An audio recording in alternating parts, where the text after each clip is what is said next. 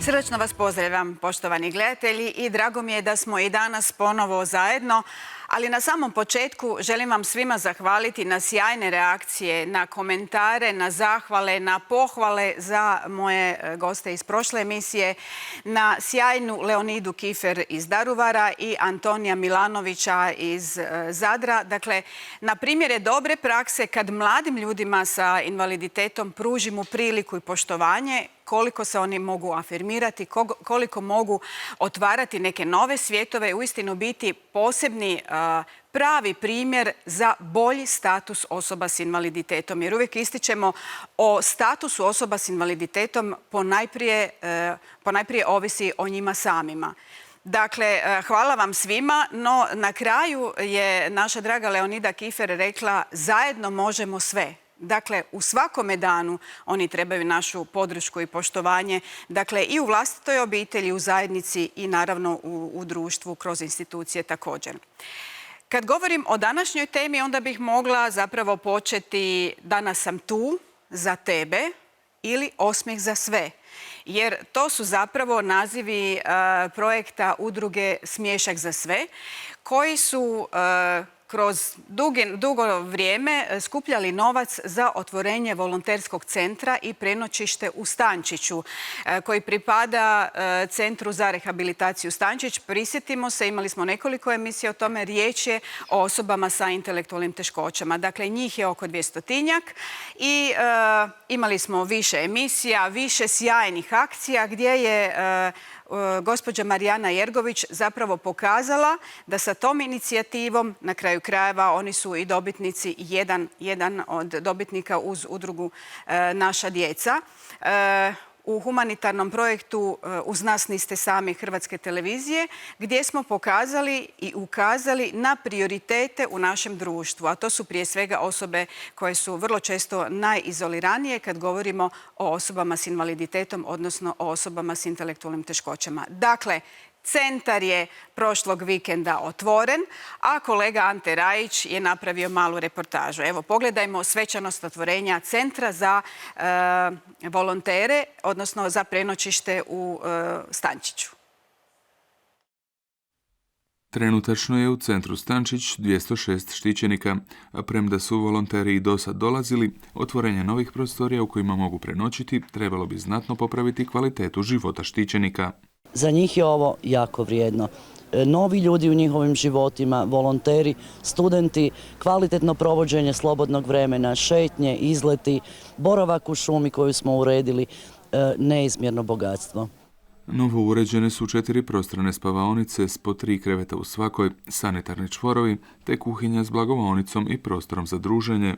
Ono što nam slijeduje da ovo bude svaki dan puno. Ja pozivam fakultete koji su već s nama potpisali da čim se ova situacija riješi sa covidom da krenemo, i trebali smo krenuti da nas nije zaustavilo, ali isto tako pozivam korporacije koje žele preko vikenda doći na jedan novi način volontirati, družeći se s ljudima, pomažući štićenicima da dođu tu. Otvorenje prostorija namijenjenih upravo njima pozdravljaju i volonterke. I svi smo krenuli prvo s nekakvom neizvjesnošću i šta će se dogoditi, kako ćemo mi tu reagirati, kako će štićenici reagirati, ali onda smo shvatili da zapravo je to nešto što nas obogaćuje i oplemenjuje. Ovo nije samo mjesto gdje će se družiti volonteri. Ovo je mjesto gdje će dolaziti studenti, i to studenti koji će danas sutra biti liječnici, medicinske sestre, psiholozi, sociolozi i svašta slično. Svi zainteresirani za volontiranje više detalja mogu pronaći na internetskoj stranici centar-stancic.hr. Evo nas, poštovani gledatelji. Ovo je ponajprije lekcija svima nama kako udruge uistinu mogu biti vjerodostojne i da na kraju krajeva vi vidite gdje su otišli vaši novci. Kad ste u finalnoj večeri Hrvatske radiotelevizije u projektu Uz nas niste sami, kad ste se javljali, kad ste s nama razgovarali, vidite gdje su otišli ti novci. Ali ono što je još važnije, to je istaknula gospođa Jergović, a to je da je Hrvatska televizija kao javna televizija opet ukazala na prioritete u našem društvu i da zapravo promičemo senzibilizaciju i integraciju osoba s invaliditetom, ponajprije osoba s intelektualnim teškoćama u ovom slučaju. No, sad zapravo slijedi ona tema koju smo jako dugo dogovarali, dakle, o osobnoj asistenciji. Što to zapravo znači? Što je to osobni asistent? Tko ga sve može dobiti? Pod kojim okolnostima? Tko ne može ni na koji način? I što on zapravo sve obuhvaća? Ponajprije ste vi govorili o svojim iskustvima, o svojim pitanjima, a danas imam stručne gošće koje će o tome itekako znati vam govoriti. Dakle, prije svega, prvi puta u novoj programskoj shemi pravobraniteljica gospođa Anka Slonjšak. Hvala vam lijepa što ste našli vremena. Mi vrlo često surađujemo i dugi niz godina zapravo ste mi uvijek dragocjeni i kad naiđemo na neke probleme možda nešto ne možemo, ali onda njezini stručnjaci, odnosno iz vašeg ureda kažu ali mogu ovo, pokušajte ovdje. Dobar dan i dobrodošli. Hvala vam na pozivu, dobrodošli. A sad, ovo lice također nam je dragocjeno, isto dugi niz godina. Poštovani gledatelji, kad govorimo o osobama s invaliditetom, gospođa Zvjezdana Bogdanović ovaj puta u ulozi savjetnice ministra u Ministarstvu rada, mirovinskog sustava i socijalne politike Republike Hrvatske. To je dakle sad neki novi naziv. Dobar dan i dobrodošli. Uglavnom se susrećemo tu na televiziji vrlo često, ali i dugih niz godina. Ovaj puta ste u ulozi savjetnice. Kako ste? Hvala na pozivu, dobar dan vama i svim gledateljima i hvala na pitanju. Jako sam dobro jer se osjećam dobro što uspijevamo zajedno činiti ono što je dobro. Sad je opet neka nova garnitura, to vas moram pitati. Vi ste u ovaj puta bili ste i pomoćnica, načelnica, sada ste u ulozi savjetnice. Slušaju li vas? Imaju li sluha? Ispravak, nisam bila pomoćnica, bila jesam i načelnica i voditeljica službe i savjetnica i dalje sam savjetnica. Ja moram priznati da kad god izađemo mi državni službenici sa argumentiranim stavovima, sa čvrstim stavovima i uvjerenjima da je u društvu potrebno činiti promjene i činiti dobre i važne stvari, da nas onda uvijek i poslušaju. Dobro. Kad govorimo o osobnim asistentima, pretpostavljam da se i vama često javljaju, pogotovo u zadnje vrijeme, pogotovo možda s početkom školske godine. Pa sad samo nekoliko rečenica, molim vas, jer ćemo vidjeti reportažu gdje ćemo zapravo vidjeti i dobrobiti, ali onda i brojne upite kad govorimo o toj problematici. Da, česti su pritužbe na razne kriterije koji se tiču dobivanja osobnog asistenta, ali isto tako i nedostatka asistenata na tržištu, isto tako vezano uz satnicu, uz obim, općenito vezano uz iznose. Asistenti se također na neki način žale jer plaće su njihove izrazito male, gotovo 10 godina, 12, da nije pomaknuto iznos satnice neto, do toga da jednostavno uslijed projektnog financiranja to nije sustavno rješenje, to nije pravo i zapravo mnoge osobe s invaliditetom, bez obzira o kojem oštećenju govorimo, ostaju i dalje bez mogućnosti korištenja ove usluge. Hvala vam lijepa. Evo sad je zapravo na redu, i to je uvijek najbolje, da mi čujemo osobno na primjeru. Otišla sam u Petrinju, u udrugu osoba s invaliditetom Sisačko-moslavačke županije. Uvijek mi je tamo prekrasno sa brojnim volonterima, predstavnicima udruga, bivšim, sadašnjim, sa osobama s invaliditetom i njihovim obiteljima. Idemo vidjeti na temu osobne asistencije što su nam oni poručili.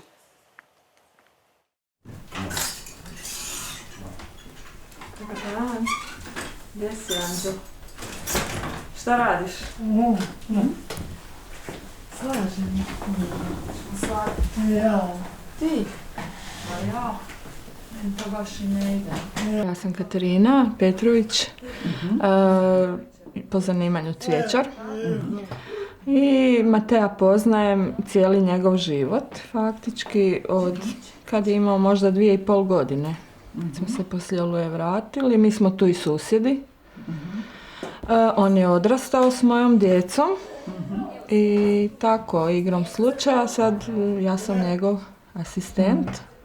Odabrali smo jedno drugo.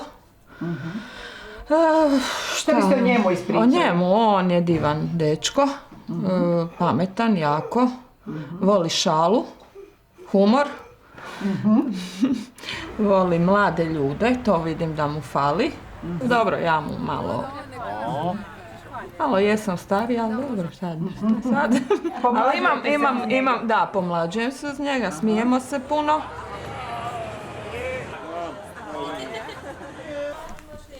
puno šetamo, ja i Mateo, po nasipu, imamo svoju šetnicu petrinsku i meni je to tako prekrasno kad ljudi prolaze, njega cijela Petrinja poznaje. Znači, ja možda te ljude ne poznajem, a njega, Bog Mateo, kak si prijatelju. To mi je toliko prekrasno, ne mogu vam opisati. Njega baš svi vole i poznaju, zato što on tako, društven i voli. Da on ide i doma. Da, pa da, većinom provodimo kod mene, imam 2 pekinezera, životinje, mačkice imamo, jel da, Mateo 3 patke, on jako voli životinje i to mi se sviđa, isto i ja volim.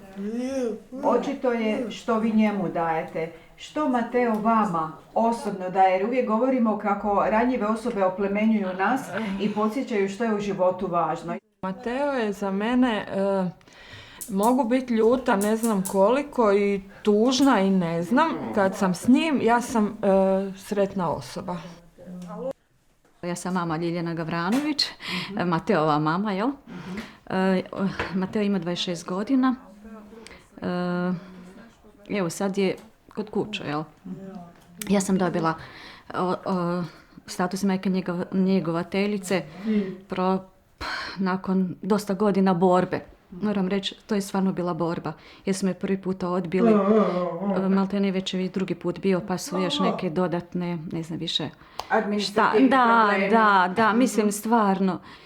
Toliko sam ogorčena na naše ministarstvo da, mislim, to je Bog za plakat. Vjerujte. I onda Katarina vam zapravo...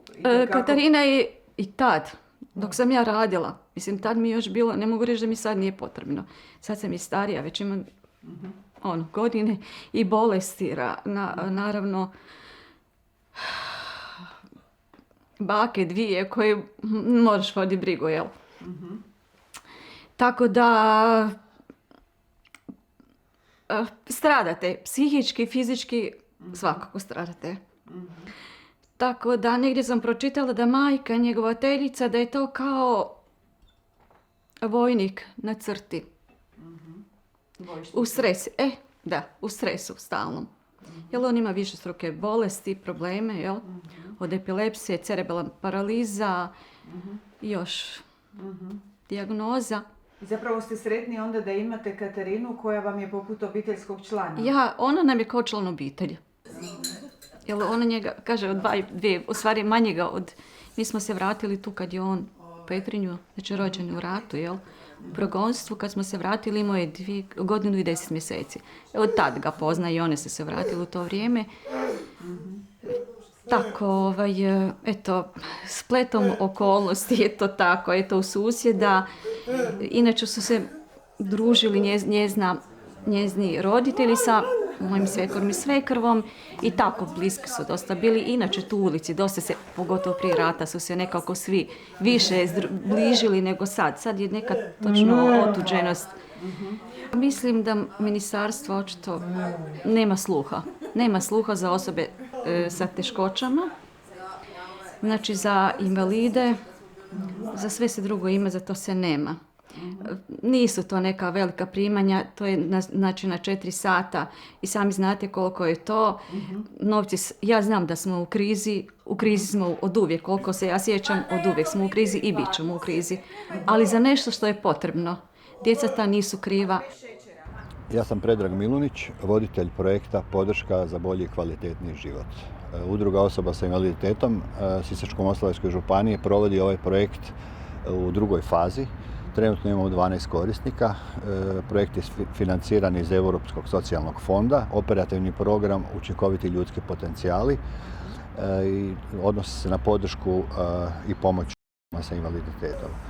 Naša iskustva s ovim programom za sad su vrlo dobra u smislu same provedbe programa i korisnice cijelog programa. Postoje određeni manji problemi u smislu nekakve birokratske, ajmo reći, nekakvih birokratskih smetnji u projektu. Tako recimo je nedavno oglašen natječaj za 3. fazu ovog projekta, fazu 3, gdje smo se mi također prijavili. Međutim, u uputama za prijavitelje Kao prihvatljivi korisnici se u ovom slučaju navode samo osobe koje već imaju od ranije odobrenja za uslugu osobne asistencije, a neovisno tijelo vještačenja, odnosno odbor za odobravanje usluge osobne asistencije, se nije u ove godine uopće sastajao. Tu vidimo veliki problem i tu je nekakva diskriminacija napravljena, recimo pogotovo za one korisnike, odnosno potencijalne korisnike koji su u vrijeme kad smo kretali sa drugom fazom nisu imali navršenih 18 godina, što je jedan od preduvjeta da bi mogli ući u ovaj projekt.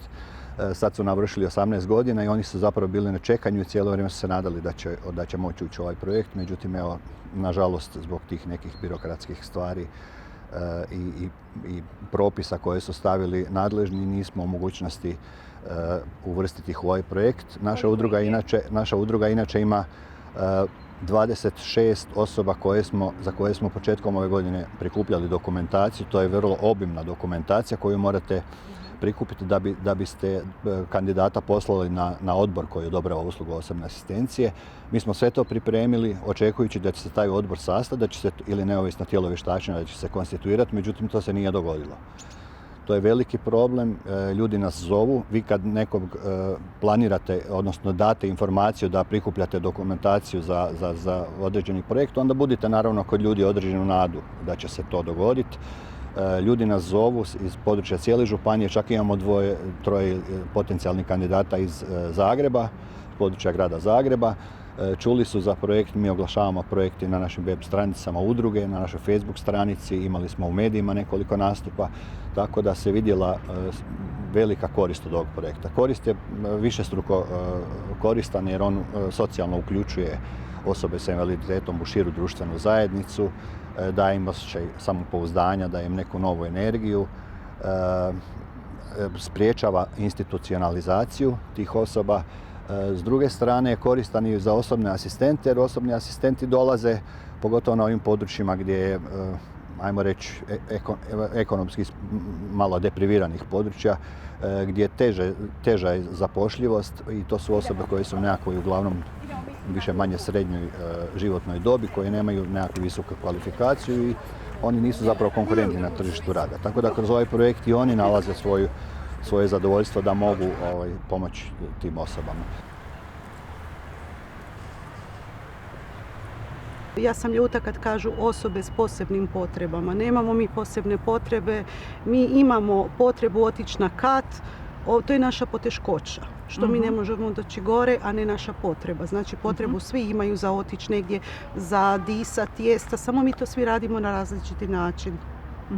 Što se tiče asistenta, pomoći u kući, ja sam trebala tu pomoć zato što ja živim sama. Imam mamu koja živi na selu i koja je isto tako potrebna pomoć.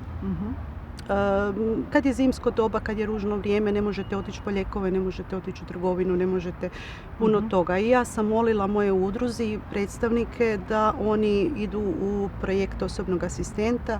Ja sam bila zainteresirana, bilo je još članova koji su to trebali i naravno prihvatili su, pisali su projekte, odobreno je i ja sam dobila asistenta. Dobila sam osobu za koju sam se u početku malo dvoumila kako će to cijeli život sami i sad trebate dobiti nekoga ko će ući u intimu, vaš život i pomagat vam.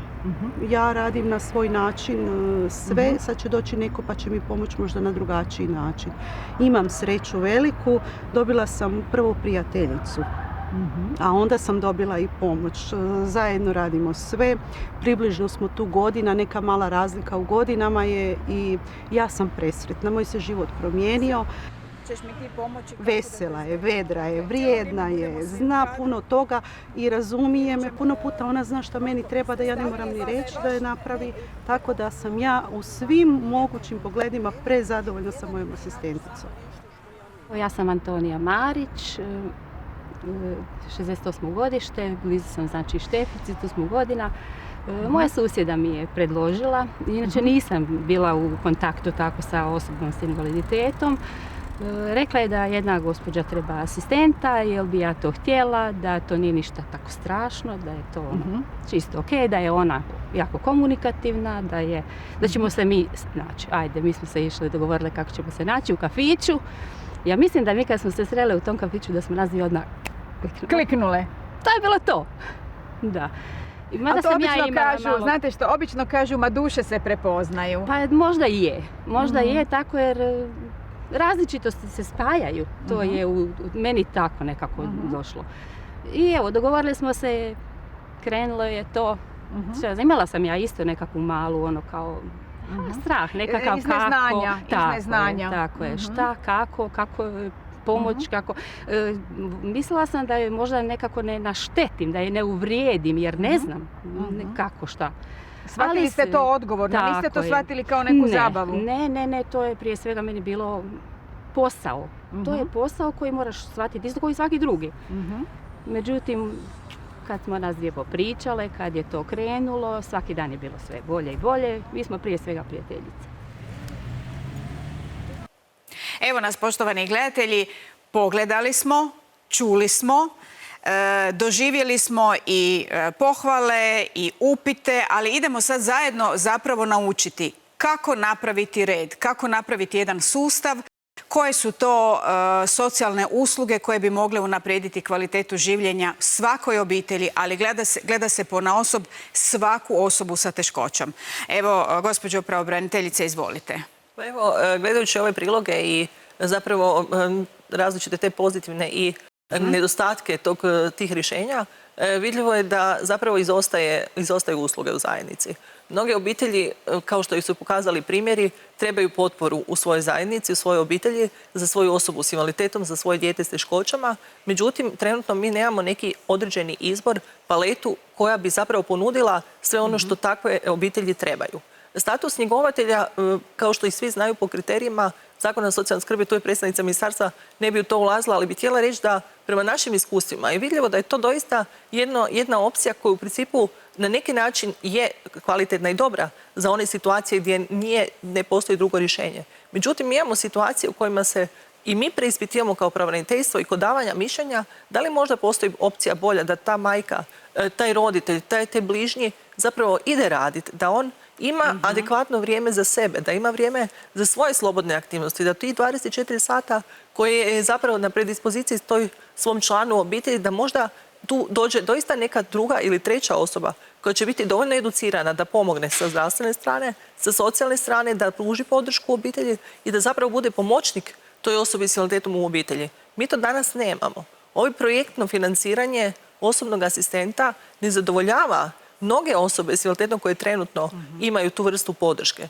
Zašto? Zato jer je na 4 sata radnim danom, zato nedostaje blagdan, nedostaje vikend, nedostaje ljeto, zima i te osobe koji su asistenti isto žele ići na godišnji odmor, imaju svoja određena prava, a istovremeno je veliki problem što mi na tržištu nemamo adekvatne asistente, često puta dovoljno educirane.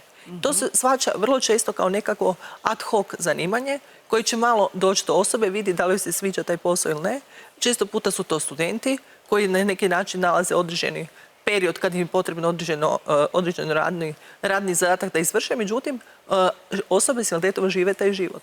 One trebaju kvalitetne, educirane osobe koji će im pomoći da doista zavladaju sve one prepreke u svakodnevnom životu da se mogu aktivno uključiti.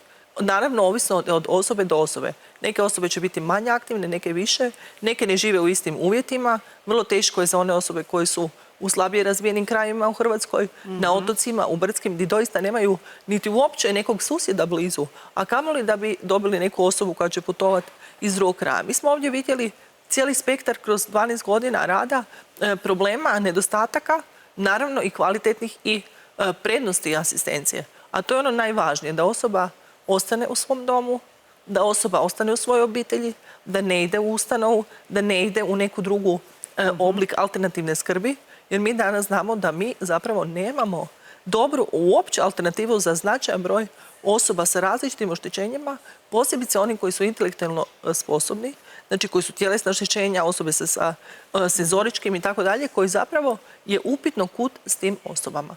Posebno sad to vidimo problem kroz ovu pandemiju korone, gdje se pokazalo zapravo da ne do Bog da neko dobije koronu u obitelji, a da ta osoba kud s tom osobom. Ti će osobi ići u neke ustanove ili zna se na koji način će se to rješavati, međutim je to veliki, veliki problem nedostatka podrške. Ono što mi kao ured zalažemo, a što smo imali sastanak prije 2 dana ponovno, sa novim ministrom, odnosno starim, ministrom Aladrovićem, koji je zapravo objedinio sva krucijalna područja od zapošljavanja, od rada, mirovinskog i socijalne politike, gdje smo pokušali saznati daljnje aktivnosti u ovom području, jer smo uočili da je u planu zakonodavnih aktivnosti za 2021. godinu nije postavljeno donošenje zakona niti o asistenciji, a niti zakona o inkluzivnom dodatku. U tom segmentu moram reći da nam je ministar odgovorio da to neće biti u 2021. a eventualno u 2022. I što do tada? Ono što je problem, navodi financijsku situaciju, kompleksnost situacije i fiskalnu odgovornost. Mislim da to nije dobro i zalagat ćemo se i dalje i pritiskati da se to promijeni, jer znamo da cijeli niz godina različite osobe sa različitim svojim znanjima, strukom i svojim iskustvima su dale jako puno, ulagale u donošenje takvog zakona. Puno konferencija je održano, radne skupine su osnovane. Međutim, ono što je naš interes, da te radne skupine budu stručne, da se ozbiljno prime posla, dubinski da uđu u taj problem, da naprave konačno te kriterije i potrebe koje pokazuju svaki dan svoj prednost i nedostatak i da naprave tu financijsku analizu i kažu ok, koliko košta jedna osoba da ostane u svom domu i da ima podršku koja je treba, a koliko da živi u jednoj ustanovi socijalne skrbi. Mislim da u tom segmentu to treba ozbiljno se primiti toga raditi, jer ako mi govorimo o eventualno 22. godini, po tome će doći kraj mandata ove vlade, nećemo opet imati zakon. Sad ste toliko toga iznjedrili, sad da čujemo dubinske odgovore koliko možete dati, a ponajprije bih molila da se referiramo upravo na predstavnika iz ove udruge, što je sa ovih 26 ljudi koji su prikupili dokumentaciju i sad im je rečeno da jednostavno ne mogu dobiti, ne mogu ostvariti pravo. Idemo sad odgovarati. Da, kao što je rekla pravobraniteljica, ovdje ne govorimo još uvijek, nažalost, o pravu. Pravo ćemo steći na osobnu asistenciju donošenjem zakona o osobnoj asistenciji, pa tako i na osobnog asistenta, tumača, videćeg pratitelja. Zašto u ovom trenutku ne mogu? Zato što su ograničena sredstva u Europskom socijalnom fondu s kojim raspolažemo u ovom programskom razdoblju. Programsko razdoblje ide dalje od 21. do 27. U njemu su se ponovno planirala ta sredstva i tad će postojati mogućnost ponovnog širenja broja korisnika usluga osobne asistencije ako su u međuvremenu ne donese zakon.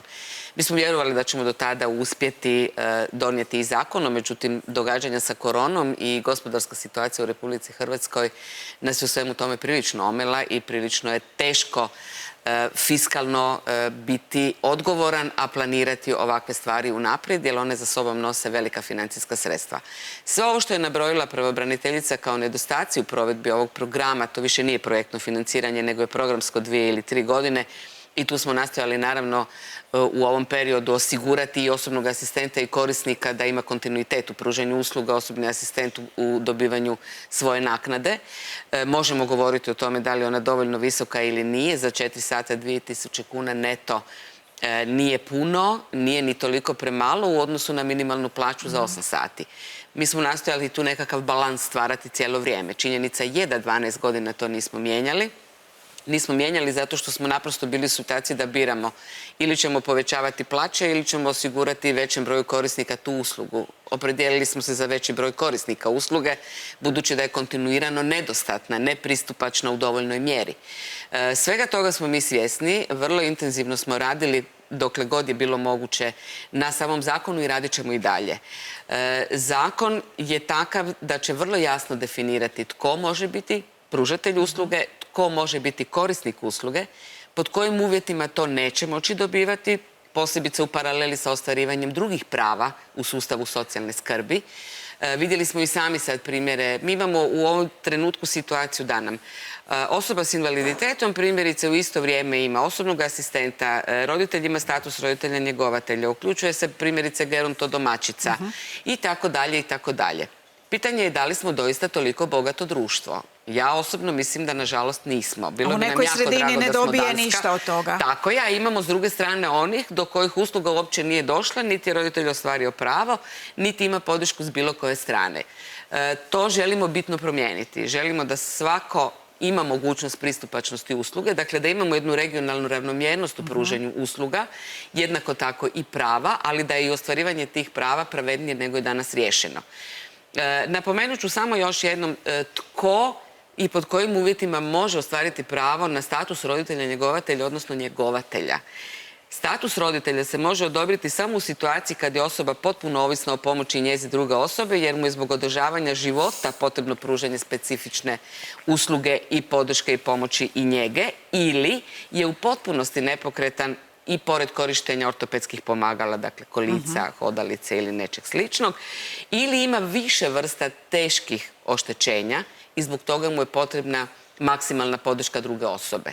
To su bili uvjeti. Svi smo svjedoci toga da to baš i nije do kraja ispoštivano. Isto tako, osobnog asistenta išlo se praktički po istim kriterijima.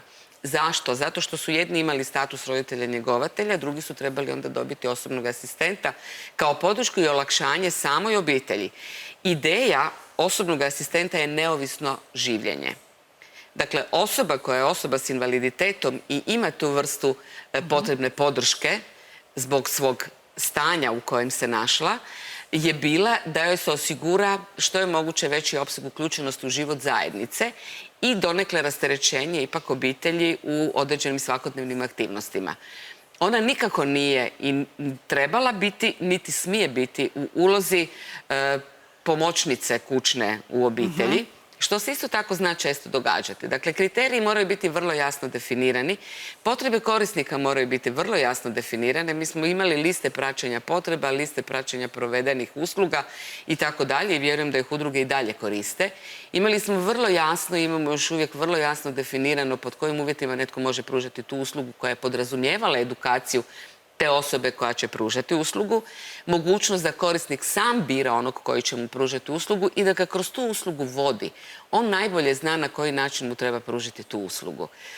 I to je onda i ideja neovisnog življenja. Željeli smo naprosto i da on upravlja tim čovjekom u smislu da ga plaća, da mu se osigura naknada kojom će moći osigurati sam sebi tu uslugu.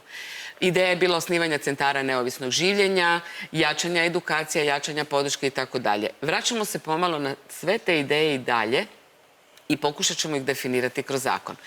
Ono što se dogodilo u Sloveniji primjerice i zbog čega još dodatno moramo biti oprezni je da je donošenjem zakona broj korisnika narastao za 5 puta. Dakle, mi danas govorimo o 2050 korisnika usluga osobne asistencije, što znači da bismo u trenutku donošenja zakona imali najmanje 10.000 ljudi koji bi trebali tu uslugu i morali bi ju dobiti. 4 sata, apsolutno se slažem da u svakoj situaciji kod svake osobe nisu dostatna. Sigurno nisu. Mi smo zbog toga prije 2 godine išli na varijantu da idemo sa 8 sati. Tu isto smo naišli na negodovanje, ali pokušali smo se proširiti onoliko koliko su nam financije dozvoljavale. Pa je skoro 200 ljudi dobilo uslugu za 8 sati.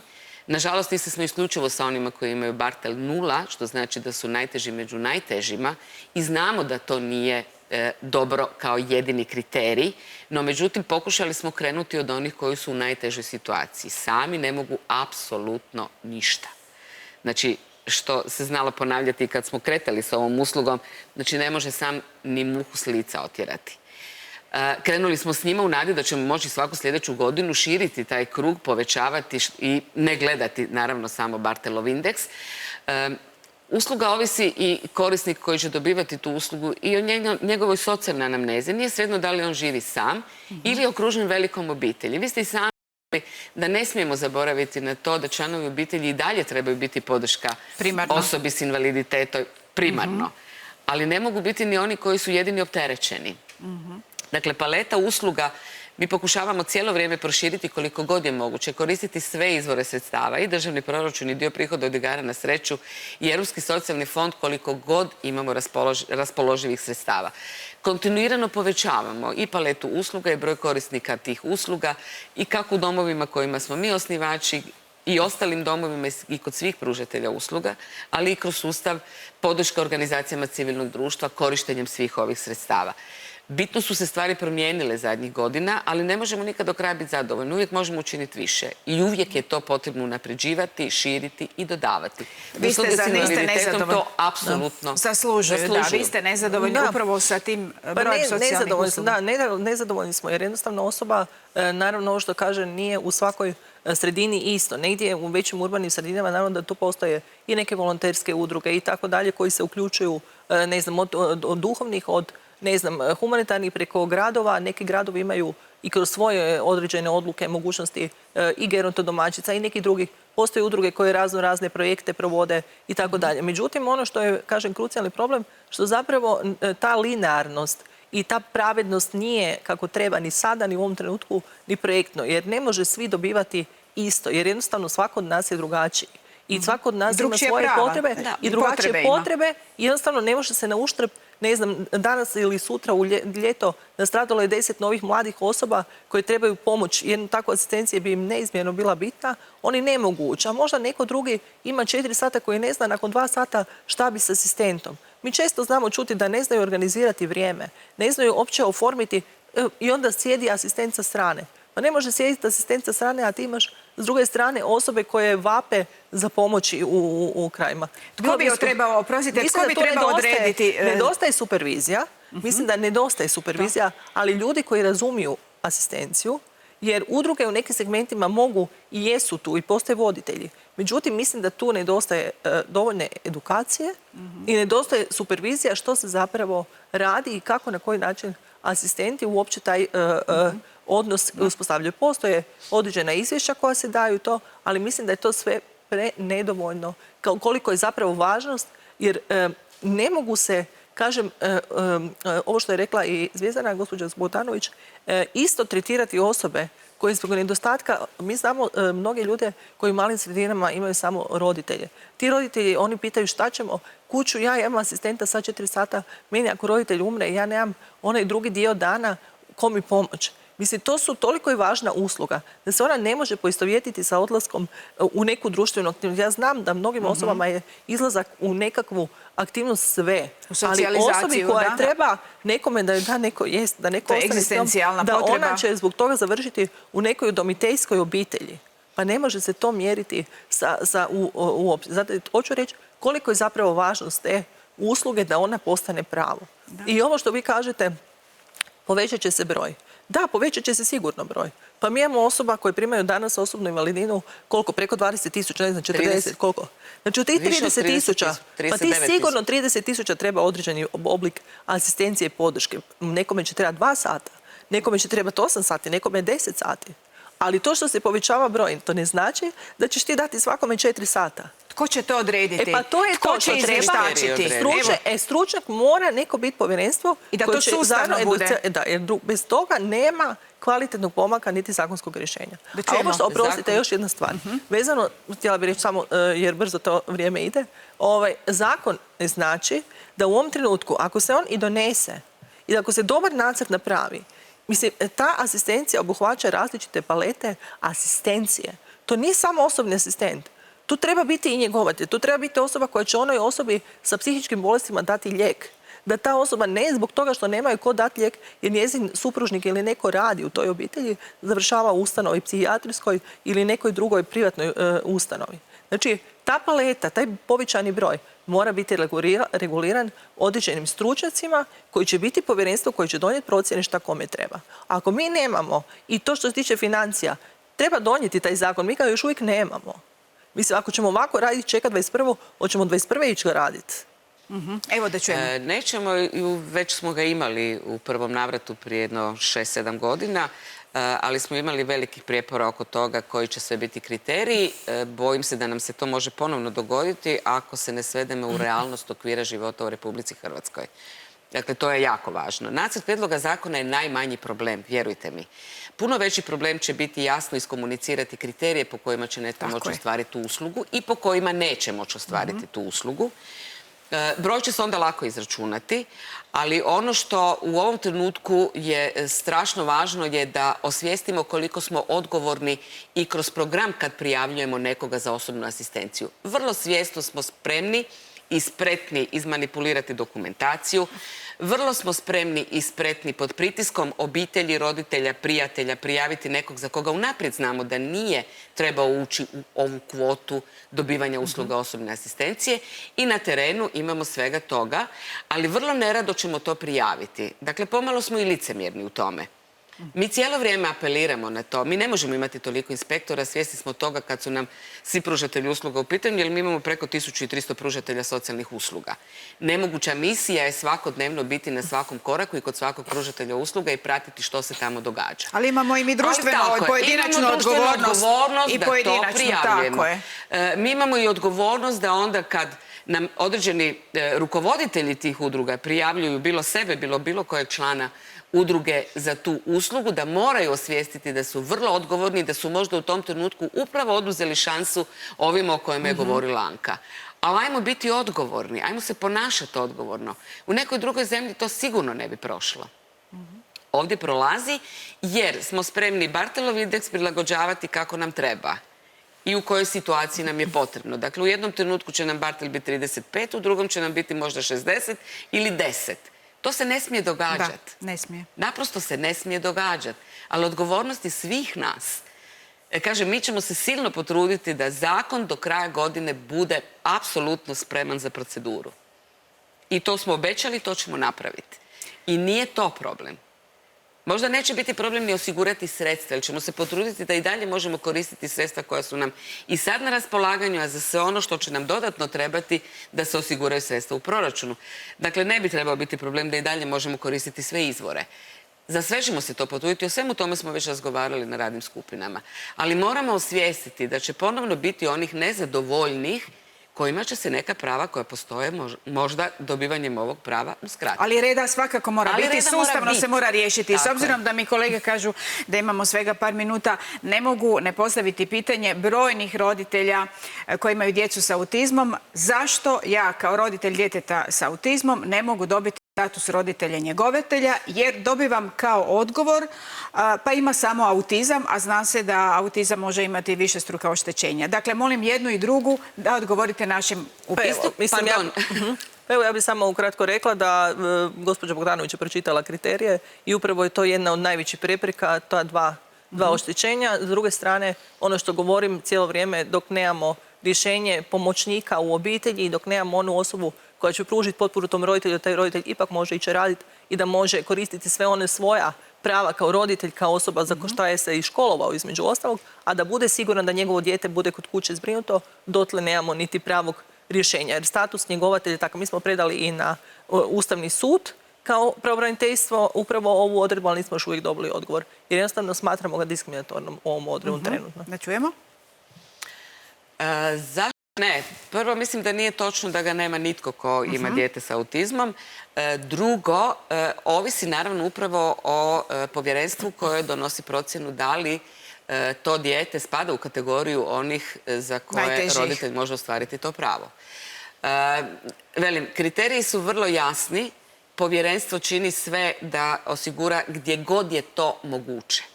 Gdje god je moguće. Mi zato imamo u ovom trenutku 4773 statusa. To nije malo. Procjene su bile da ih neće trebati više od 800 kad se donosio zakon i kad se uspostavljaju institut roditelja njegovatelja, odnosno njegovatelja. Proširili smo i na njegovatelja svjesni činjenice da nije samo dijete s teškoćama ono za koje bi trebao postojati takav status. Dakle, institut njegovatelja već postoji. Institut koji pravobraniteljica spominje, pomoćnika u obitelji, kao takvog, da, ali moramo vrlo jasno znati koja je razlika onda između njega, njegovatelja, osobnog asistenta i statusa. Ne, ja to govorim kao generalni naziv, nije u tom smislu. Znači, taj zakon da morat će se definirati ko će dobiti status, ko će dobiti asistenta, osobno ko njegovatelja. Nije to, ne može dobiti svi sve, ali trebaju dobiti ono što stvarno i trebaju. Točno, ja se slažem. Iznos mirovine roditelja njegovatelja nakon navršene 65. godine. Mnogi ste se pobojali jer ste čuli, ne znam gdje, da ćete imati umjesto 4.000 samo 1.000 kuna. Mislim da su pobrkali dvije stvari. Pobrkana su dva instituta u sad istom ministarstvu. Status roditelja njegovatelja je povećan sa 2.500 kuna na 4.000 kuna.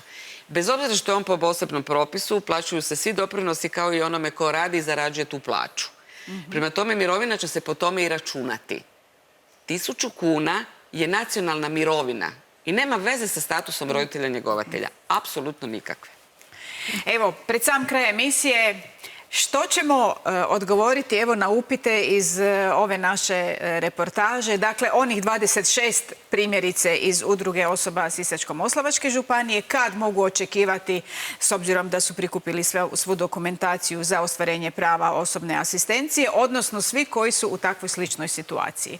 Sad novaca nema, ali u novom krugu ali da čujemo što se da napraviti. Pa ono što sam ja čula iz nekih udruga, da postoji mogućnost preorijentacije, odnosno usmjeravanja sredstava, znači da se ipak možda projektne aktivnosti promijeni, pa da ipak veći broj korisnika uđe, bez obzira na ta ograničena sredstva, jer neke udruge su ipak uspjele te korisnike ubaciti koje imaju uvjerenja, odnosno ta određene potvrde, ali u tom slučaju su smanjili svoje administrativne aktivnosti i nisu onda na taj stavkama ostavili sredstva. A što se tiče sljedećeg programskog razdoblja, intencija je svih nas, mislim da je jednaka i ista, a to je da se i proširi sredstva, naravno da se povećaju, a i isto tako da se proširi broj korisnika i da konačno uđu oni koji doista to i trebaju, jer kažem, znam da značajan broj osoba stoji i čeka, a da nemaju trenutno mogućnost za to.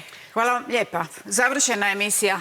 Šta smo mislili reći, mislili smo, ali zapravo poruka je da svi zajedno, kao s početkom emisije što smo i počeli, svi zajedno u svakom trenutku, bez obzira u koje god smo zvanja, moramo u prioritetu imati osobe s invaliditetom, pogotovo kad govorimo o ovim najranjivijima sa intelektualnim teškoćama, odnosno svakom onom osobom koja treba osobnu asistenciju ili neki drugi oblik socijalne usluge. Dakle, nadam se da su nas čuli u lokalnoj zajednici i u vjerskim zajednicama i u poglavarstvima grada, predstavnici udruga, političari, svi oni koji zapravo određuju što je prioritet u nekoj lokalnoj zajednici. Ali nemojmo se vratiti ono što smo sve tri zapravo tu rekle i vrlo često vi sami ističete, funkcionalnost obitelji je svetinja. Prvo i osnovno moramo se u obitelji znati voljeti, poštovati, osjećaj za onog našeg najpotrebitije kojeg nas treba. Dakle, obitelj mora biti obitelj, na tome sve počinje, a onda imamo pravo tražiti od društva da odradi ono što obitelj ne može sama. Svako vam dobro i poštovanje.